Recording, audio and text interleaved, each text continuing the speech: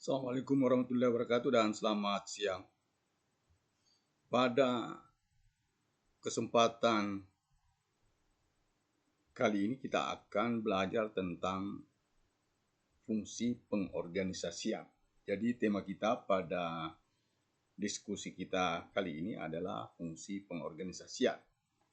Capaian pembelajaran tentu saja kita ingin memberikan penjelasan agar bagaimana bisa menjelaskan dan menganalisis tentang pengorganisasian sebagai salah satu fungsi manajemen.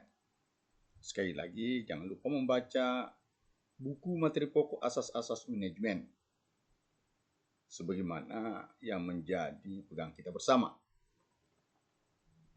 Bahwa pada sesi keempat ini kita akan berdiskusi tentang bagaimana pengertian dan prinsip-prinsip pengorganisasian, serta bagaimana desain dan struktur organisasi. Seperti diketahui bahwa banyak sekali tentang pengertian-pengertian pengorganisasian, banyak yang menjelaskan tentang pengertian pengorganisasian. Salah satu di antaranya adalah bagaimana dilakukan satu penyusunan struktur organisasi yang sesuai dengan tujuan organisasi. Dan dalam hal ini tentu harus menyesuaikan dengan sumber daya yang dimiliki dan lingkungan yang melingkupinya. Oleh karena itu, di dalam proses penyusunan struktur organisasi tentu perlu ada satu penyesuaian antara sumber daya dan tujuan yang kita capai. Sumber daya organisasi kita sudah jelaskan bahwa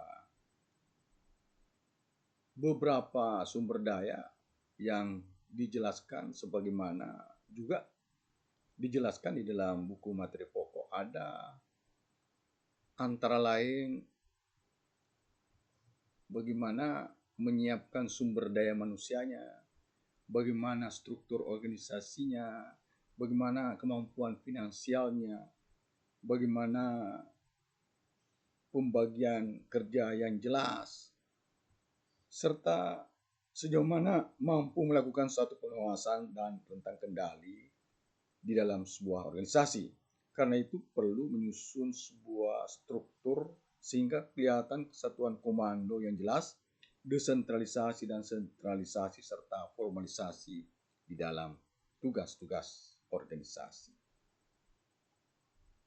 Itulah beberapa hal yang perlu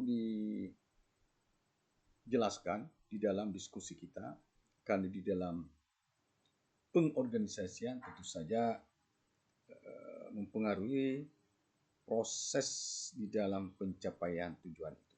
Saya kira itu yang perlu dijelaskan. Terima kasih. Assalamualaikum warahmatullahi wabarakatuh.